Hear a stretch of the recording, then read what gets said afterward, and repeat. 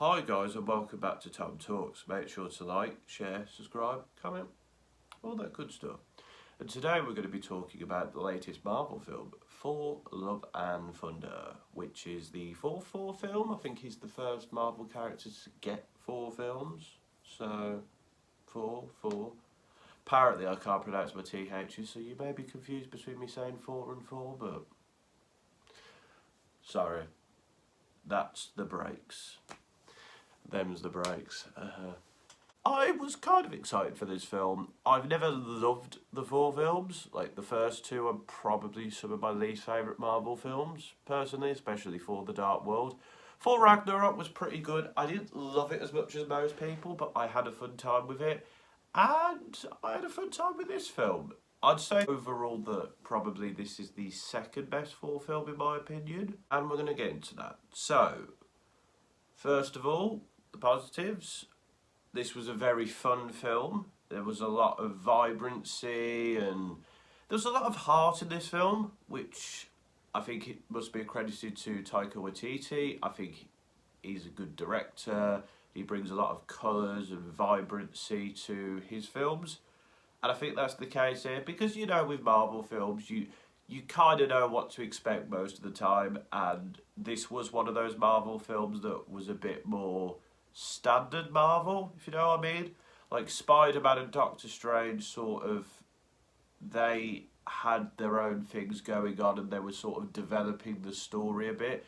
This is more of a self-contained story in my opinion, but like I said, there was a lot of love put into the film and you could tell, and that's what made it enjoyable. I will say the cinematography as well was very good. I love the vibrant use of colours, but I also there's like one scene in the film where it's in black and white, except like the light of the hammer and the electricity, which is cool. I like that. I like the shots. It's a very good looking film, and I think it stands out from bog standard Marvel films or just superhero sci-fi films in general because of that, and that's Taika Waititi really, and so we have to give him credit for that. I think the performances were very good. Chris Hemsworth here was very good as Thor. You can tell he still enjoys playing this role. Thor is a more enjoyable character now. I think in the first 2 he was a bit stiff, whereas in Ragnarok and this he's got a bit more character going on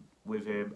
I think I heard somebody say he's a bit too stupid. I wouldn't say he was stupid in this film, I'd just say he's a bit goofy. He's dealing with stuff in this film, and I think they go over that well. Jane Foster returns, of course, Natalie Portman. I liked her here.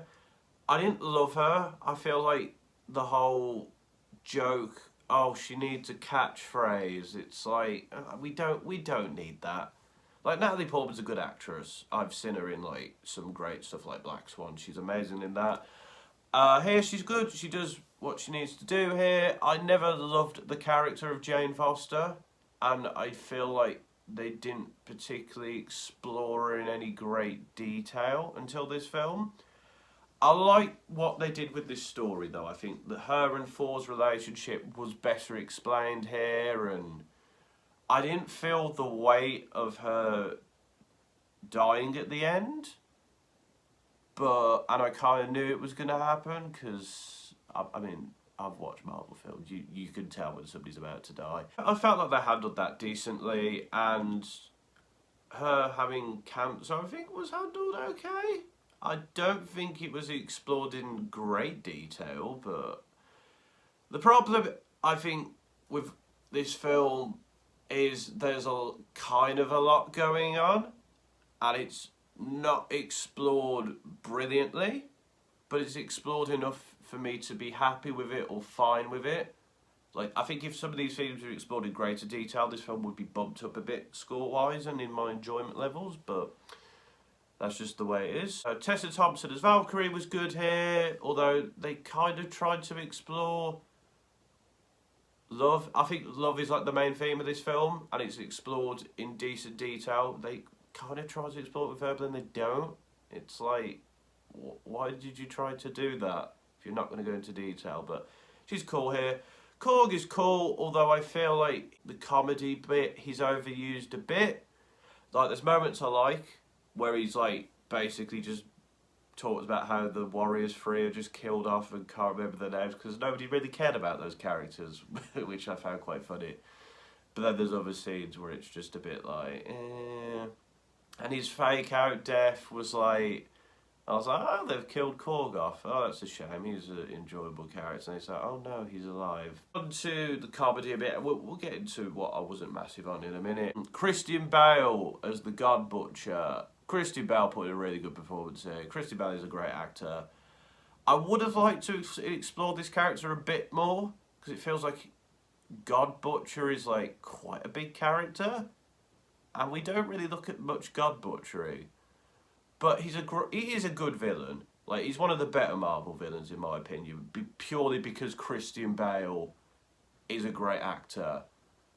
I'm not sure how I feel at the end, that it's kind of like, oh, we got to feel sorry for him now because he did this to save his daughter. This film is doing a lot, and it doesn't have time to explore all the concepts in great detail here. And I would have liked to have explored him a bit more, seen a bit more of his God butchering, so to speak. This film is about just under 2 hours, I think, which is short for a Marvel film. It's not short, obviously, but I think a bit more time would have allowed us to explore those themes a bit more, personally, in my opinion. Darcy briefly returns, which, yeah, fine, cool. I'm not sure who it was, but like the kid who played Heimdall's son was very good. I liked him. Is he gonna have a bigger part to play in the MCU? I don't know. Maybe he'll become a young Avenger. We'll see. I quite liked his performance. I'd like to see more of him. Russell Crowe as Zeus, I thought was he was fine. It was Russell Crowe. Russell Crowe did what he needed to do.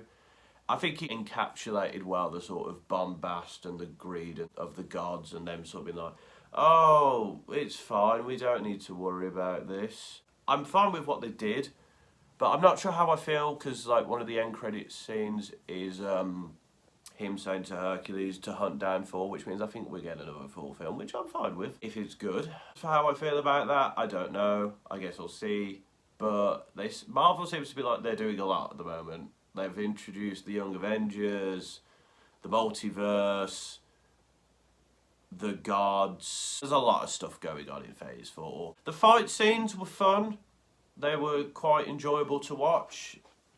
I think towards the end though, the whole I put my sword in the ground and then the shadow monsters come out got a bit boring because we'd seen it before. I thought the fight scenes were fun. My gripes about this film, I think I've kind of talked about them. A lot of the themes of this film, like love and Christian Bale's character, were not explored in great detail.